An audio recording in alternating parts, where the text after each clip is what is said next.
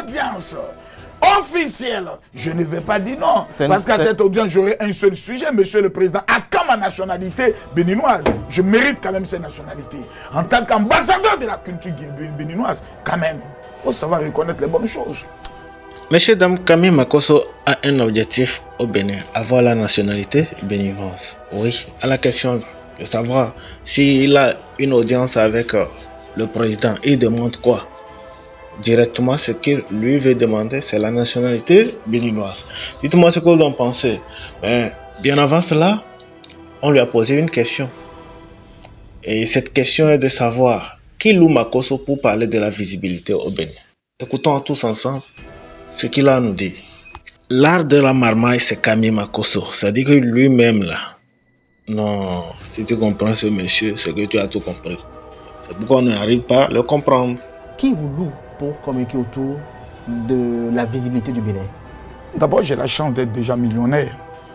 Vous savez, quand tu as des amis multimilliardaires dans le monde, tels que M. KPC de la Guinée et autres, quand tu as la chance d'être opérateur immobilier toi-même dans le domaine, au niveau de ton pays. Avec combien d'immeubles?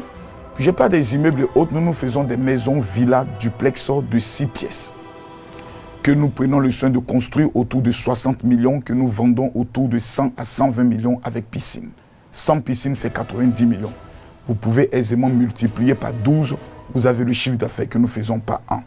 Sans compter les monétisations que nous avons avec Facebook, qui peuvent souvent avoisiner autour de 9 à 8 000 euros par mois. Donc, je suis quelqu'un d'assez béni. Voilà, maintenant là on ne met pas dedans les dîmes, les offrandes des footballeurs, des artistes, laissons toutes ces choses les autres. Sans compter les dons généreux de certaines autorités qui m'aiment bien au niveau de la Côte d'Ivoire. Donc je n'ai pas faim. Voilà, j'aime ce pays parce que je découvre qu'on a un pays qui est en train d'avancer. Quand tu es un Africain, que tu découvres que ton frère africain avance, il faut savoir interpréter son rêve. Et j'ai la chance d'être le numéro 1 en matière de stratégie de propagande et de communication sur les réseaux sociaux. Voilà, même iShotSpeed n'a pas mon niveau en matière de stratégie de communication. Ah ouais. C'est un petit parce que tout simplement il a beaucoup de... Allez-y, allez-y. Pourquoi tu fais ça? Je ne fais rien. iShotSpeed, c'est parce que c'est un Américain, il a beaucoup d'abonnés parce qu'il fait les choses bêtes. Il a eu beaucoup d'abonnés. Non, pas de bêtes. Ouais, un peu les choses bêtes où il tombe, il fait les trucs autres. Voilà, c'est une stratégie aussi de communication à sa manière. Dans ça aussi, il mange. Voilà. Mais en matière de propagande, dans le domaine francophone, c'est moi le iShotSpeed, Camille Makosso, et Pibé de Oro, l'homme tombé du ciel sans blessure. Donc j'aime ce pays, je mets les moyens, je viens, je fais la communication. Pourquoi je le fais? Parce qu'il y a une stratégie marketing derrière. Voilà, si j'ai fait bien pour le Bénin, je peux appeler pour le Cameroun. Vous avez vu ce que j'ai fait pour le Bénin? Oui, Makosso, on a besoin de toi et autres. Là, maintenant, ils vont payer maintenant la communication institutionnelle. Et donc, vous êtes dans une stratégie? Oui, il y a tout ça, c'est tout ce qu'on appelle la marmaille. Alors, vous étiez à Ouidah pour les Vodou Days. On a vu que avec votre participation, ça a jazzé un peu dans le domaine des pasteurs de l'église évangélique. Ouais. Lorsque vous êtes retourné en Côte d'Ivoire, qu'est-ce qu'on vous reprochait? Non, certaines personnes, vous savez, la plupart des Africains, à 80%, beaucoup sont bêtes. Non. Si. Pourquoi vous ne pouvez pas utiliser le mot? Ils sont bêtes. Voilà. La plupart des gens aussi qui sont sur les réseaux sociaux, quand vous regardez bien, c'était les derniers de la classe. Ayant échoué dans tout, ils ont... Vous êtes sur les réseaux sociaux aussi? Oui, j'ai dit la plupart. Ah, ok, la plupart. Voilà, moi, j'ai fait l'exception. Exactement, tout à fait. Voilà, étaient derniers de la classe. Donc, ils ont trouvé désormais un téléphone. Ils mettent devant eux, ils racontent des imbécilités. Et les autres idiots, les autres derniers croient. Donc, si dans chaque quartier, il y avait un fou, un tom-tom, et dans tous les quartiers, il y avait un tom-tom, vous comprenez que s'il y avait 1 million de quartiers, on a 1 million de tom-tom, n'est-ce pas ici comme vous les appelez, les gens qui sont un peu bêtes dans les quartiers là. Vous avez un nom qu'on les donne tous. Ils ont désormais un téléphone. Des épaves de la société. Voilà. Ils ont désormais un téléphone. Donc ces gens-là sont devenus compliqués. On dit, oh, Makosso est allé danser le vaudou, Makosso est allé faire une initiation.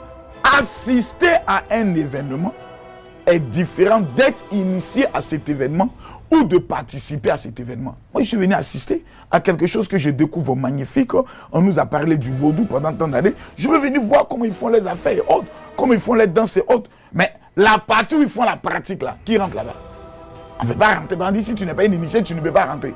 Je ne suis pas un initié. Ce qu'on nous a montré au grand public, j'ai eu à filmer parce que j'ai compris la stratégie finalement du président Patrice Talon et de vous les Béninois. J'ai compris la marmaille. J'explique. Et laquelle, la stratégie? J'explique. Le Sénégal a sa particularité touristique. La Côte d'Ivoire, sa particularité touristique. Le Bénin, c'est assis, ils ont réfléchi. Si on veut aller dans les cascades, dans les montagnes, ça sera compliqué de rivaliser avec certains pays. Nous avons notre culture. On met l'accent sur notre culture. Parce que les Africains veulent retrouver leur identité culturelle. Donc on utilise notre culture pour faire la promotion de notre pays et faire la promotion du tourisme. Et ça marche. Ce que nous n'avons pas été capables de réussir. Combien de Blancs vous verrez en Côte d'Ivoire avec des véhicules, avec des cars pour aller visiter la Côte d'Ivoire? Je te le dis en toute sincérité, je n'ai jamais vu. En toute sincérité, je n'ai jamais vu. Mais ici, j'ai vu des Européens, des Américains, des Asiatiques qui viennent, qui veulent découvrir. Ça, c'est quelque chose d'extraordinaire. Donc, on peut dire aussi que j'étais en mission espionnage. Pour qui? Pour mon pays. Pour venir regarder ce qu'il y a de beau. Votre savoir-faire. Pour aller le transmettre aussi à mon pays. Voilà. Il faut savoir copier les bonnes choses. Qu'est-ce que vous avez pu observer à Ouidah ce jour? L'organisation. Ces 3 jours. L'organisation. Moi, j'ai beaucoup observé l'organisation. C'était une organisation, je peux le dire, du jamais vu. Aucun incident, malgré ces milliers et des milliers de personnes qui venaient. J'ai pu observer, je peux le dire, les rythmes. Surtout le grand jour de l'interprétation du phare. J'ai pu voir combien de fois les autorités du pays donnent du crédit et du sérieux à toute cette cérémonie. J'ai pu découvrir l'arène. Vous savez, on a des grandes fêtes dans notre pays. Mais on n'a pas ce genre d'espace qui pratiquement ne coûte pas grand chose qu'on peut faire. Ça, je l'ai découvert. J'ai découvert le programme, le parcours et surtout la sécurité. On avait des drones, mais pour lever même le drone, il y avait tout un protocole. Ça, c'est des choses que j'ai découvert. C'est la chose que vous avez découvert. Et il y a quand même cet instant particulier que vous avez relayé abondamment sur les réseaux sociaux, notamment cette poignée de main chaleureuse que vous a offerte le président Patrice Talon. Comment ça s'est passé? Quelle était l'émotion que vous avez ressentie en ce moment-là? Non, écoutez, moi j'étais en train de visiter, on m'a dit qu'il y avait un autre endroit dans la ville et autres qu'il serait intéressant d'aller visiter. Je suis arrivé, j'ai vu les policiers et autres, et ils m'ont dit, ah, il y a le président qui est déjà arrivé. Donc j'ai dit, ah, bon, il est là? On dit, oui, il est là. Donc moi je me dis, bon, qu'est-ce que je fais? Et autres, voilà, je repars parce que je ne peux pas lever le drone et autres. Et il y a un policier qui m'a dit, non, tu peux assister, il faut filmer, il faut faire ton reportage, fais ton travail. Il a dit, laissez Makosso faire son travail. Donc je suis en train de filmer autres. Et je vois que la plupart des journalistes sont regroupés dans un endroit. Donc je dis, bon, je vais essayer d'aller voir aussi, qu'est-ce qui se passe là-bas. Donc j'y vais et je reconnais l'un de ses communicants et autres qui est là, qui dit, ah, Makosso, tu es là. C'était qui? Attends. Stevie, quoi. Stevie Wallace. Voilà.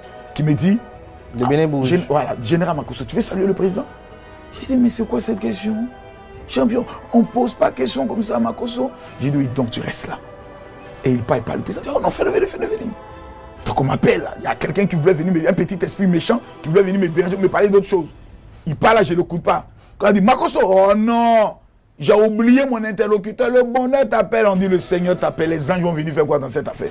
Donc je passerai la main du président. Mais là maintenant, je profite en même temps, parce que je sais que j'ai le micro. Monsieur le président, qu'est-ce qu'il représente? Et là maintenant, on échange. Mais quand il m'appelle, mon ami, le chef de l'État, son Excellence, Monsieur le Président Patrice Talon, s'il vous plaît, m'a appelé mon ami. Il vous avez appelé son ami? Attention, je suis l'ami du chef de l'État. C'est des ça. Patrice Talon est l'ami de tous les Béninois. Bien sûr. Le président de tous les Béninois. Tout à fait. Alors, mais il m'a appelé mon ami. Donc, les petits blogueurs qui sont en Afrique, là-bas, en Côte d'Ivoire, je ne suis pas votre égal. Mais Camille Makosso, un mois après cette rencontre avec Patrice Talon, est-ce qu'il y a eu une autre rencontre après? Même s'il y a eu une autre rencontre, convenez avec moi que je n'en parlerai jamais.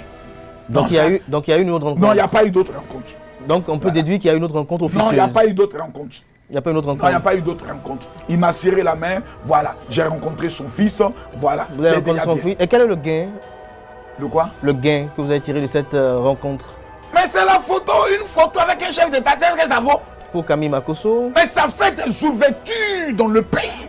Des opérateurs économiques m'ont appelé, des autorités de ce pays m'ont appelé. Justement. Parce qu'ils ont entendu le président appeler Makosso son ami. Donc tout le monde veut être ami maintenant avec l'ami du président de la République. Mais c'est important. Donc Patrice Talon vous a fait une très belle publicité. Bien, mais est-ce que vous savez ce que c'est? Saluer un chef d'État?